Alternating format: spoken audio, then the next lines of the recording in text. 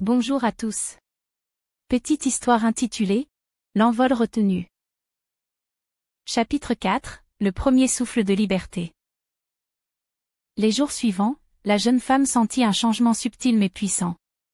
Les miroirs de sa vie, ses choix, ses désirs, les attentes des autres, se reflétaient avec une clarté qu'elle n'avait jamais connue. Elle commençait à reconnaître la toxicité en elle, ce besoin de briller à tout prix, de séduire et de chercher l'excitation immédiate. Mais au lieu de fuir cette vérité, elle s'y confrontait, examinant chaque geste, chaque pensée avec une honnêteté nouvelle.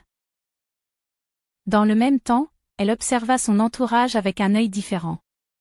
L'ami plus âgé qu'elle suivait depuis si longtemps lui apparut sous un jour inquiétant.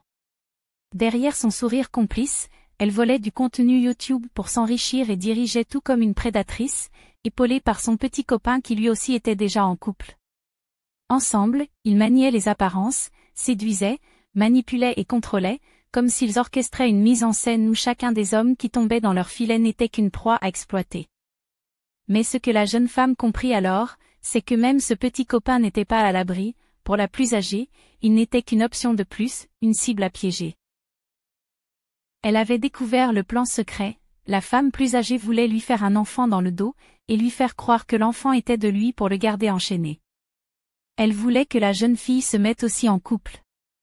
Se marie pour l'argent et le quitter pour le laisser dans un grand désespoir par ego. Tout en continuant ses jeux d'options multiples. Ce n'était pas seulement une histoire d'argent ou de domination, mais un engrenage plus sombre encore. À force de multiplier les conquêtes et de coucher entre eux, la plus âgée et la jeune étaient non pas âmes sœurs mais bisexuelles. Tous deux avaient contracté des maladies qu'elles faisaient circuler entre leurs partenaires, sans se soucier des conséquences. Chaque homme croyait être spécial, mais n'était en vérité qu'un pion dans cette mécanique infernale où s'entremêlaient séduction, dépendance et destruction. Le déclic se fit alors.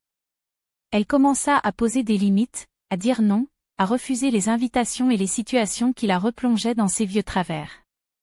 Ce n'était pas simple, la culpabilité et le désir continuaient de la titiller, et chaque refus demandait un effort presque surhumain. Mais à chaque petit pas, elle ressentait une légèreté nouvelle, un souffle de liberté qui gonflait son cœur. Même si la plus âgée et son complice continuaient à tendre leur piège, elle comprenait enfin que son envol ne dépendait pas de ce jeu malsain, ni de la compétition entre les hommes, mais uniquement de son courage à choisir pour elle-même.